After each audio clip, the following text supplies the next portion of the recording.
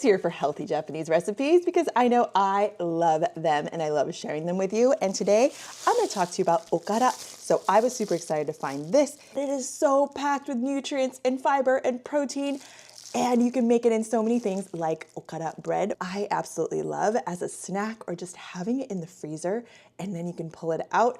I'm going to help you make these and try them at home because they are packed with nutrients for you and your family, and they're so customizable, delicious.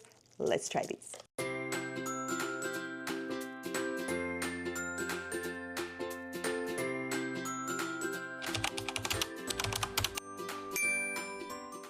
These are going to be really good if you are watching your weight or just being conscious of carbs, gluten, all that kind of stuff, because there is no flour in here, and the psyllium husk is actually really good for, there's tons of fiber, right? So it will hold your tummy. I don't know if that translates as well as in Japanese, but it will fill you up.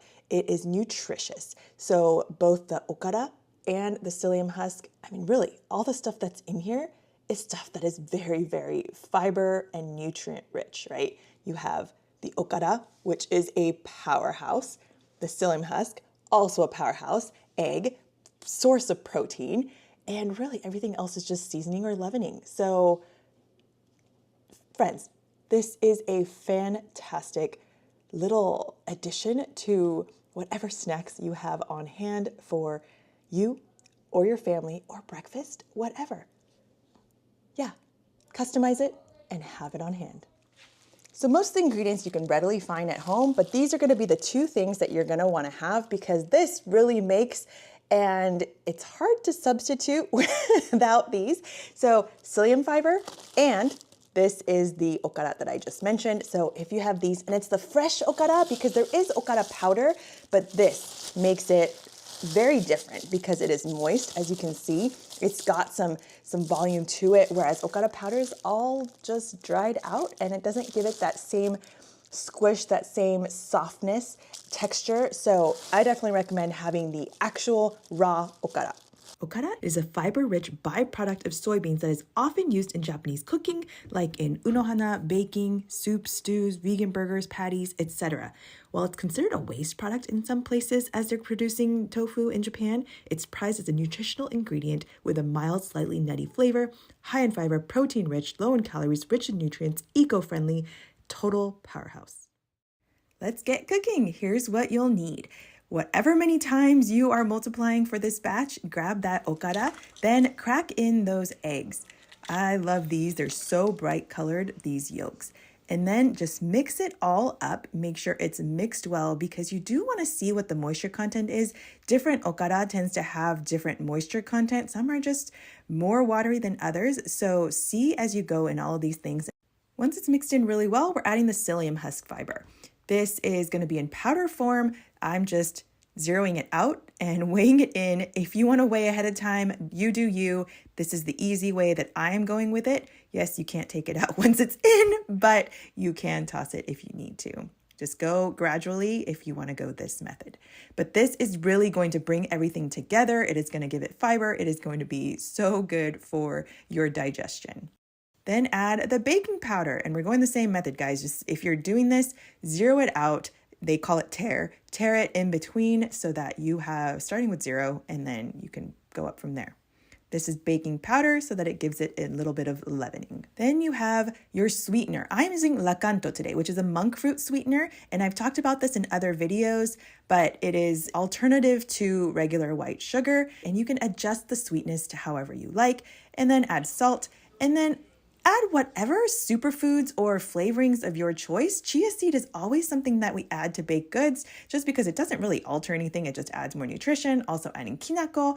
And if anything else, if you want to make matcha flavor or cocoa flavor or whatever, add that here too and just mix it all together really, really well. Now for a little secret ingredient is a little bit of Japanese mayo. If you only have regular mayo, that's fine, but it adds a little more moistness and makes it a little less soybeany. Then this is important. Check the texture and add water, but adjust as necessary. If it's like this, you might not even need to add water. Make sure your hands are wet if you are rolling it in your hands so that you don't get super sticky okara hands. This is an alternative method where you use saran wrap or plastic wrap. It keeps your hands okara free, and it's my mom's choice of rolling. I'm also going to add this option that if you have a bigger batch and you want to make multiple flavors, like we're doing black sesame today, by all means, figure out what kind of flavors you want to make. We've made matcha, we've made cocoa, we've made black sesame, we've made all kinds of stuff. Just make sure that the texture is still the same. Once you have them all rolled up and ready to go on a lined and greased cooking sheet, then put them in the oven, 400 degrees for 20 minutes. They are ready. Look at that. Shito. Oh, it's soft but crispy on the outside. Oh, this looks great. But look at that. It is fluffy and soft, but on the outside, it's nice and crispy. You see how moist, and it's almost like stretching. It's the psyllium husk that kind of brings it together and makes it a little sticky, chewy. So good. A nice, healthy little bite. Muffin, snack, whatever you want to call it, full of fiber, full of nutrients, and I added sesame too. So if you wanted to make it a little sweet, you can even put like sweet red bean in there to make it like a sweeter bread. You can make it what you want. It is a nutritious, power-packed little snack. If you make it, let me know what combination you make, because I'm always eager to hear what other people come up with. And if you want to know more tofu recipes or fun ways to cook, check out this video, and I'll see you in the next video. Matane!